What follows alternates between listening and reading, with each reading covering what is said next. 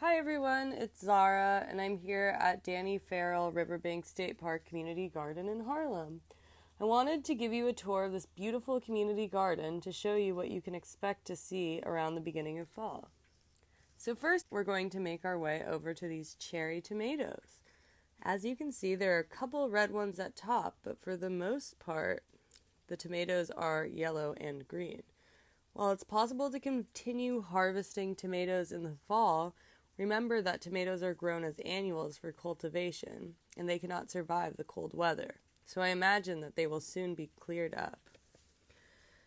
As we continue to walk along the garden, I wanted to show you some basil and mint that are still growing. Basil is an annual, and like tomatoes, it cannot survive the cold weather. Mint, however, is a perennial, and though most of the leaves will die in the winter, it will grow back again. The eggplant, which you can see growing here, is a wonderful late summer crop. Even though it's already fall, there are some fruits that are still growing.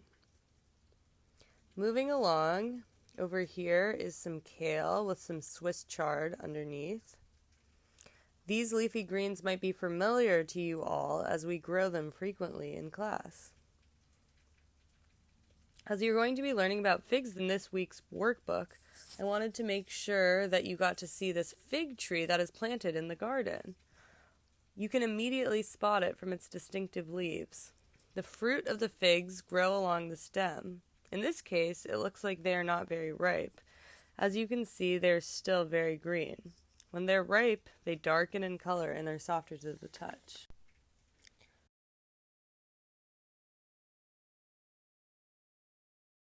Sunflowers, which are so emblematic of summer, are still radiant here in this smaller variety of plant.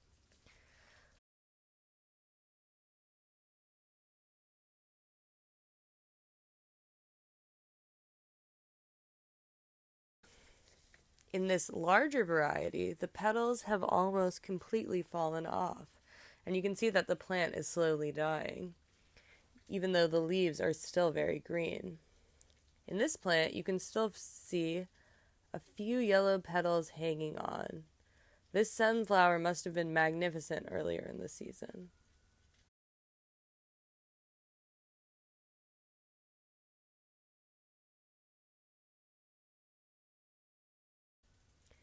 Behind the basil, I wanted to show you this beautiful flower that is growing. The dramatic pink petals form the dahlia. Most dahlias do not have scented flowers, but instead the colors attract all sorts of pollinators to them. These are quite beautiful. You can see that there are still many buds that have yet to flower. There are still lots of flowers in bloom, even in the fall, which is demonstrated quite beautifully by these cosmo flowers that are lightly swaying in the wind. And behind them, these lovely marigolds that stand so vibrantly against the greenery.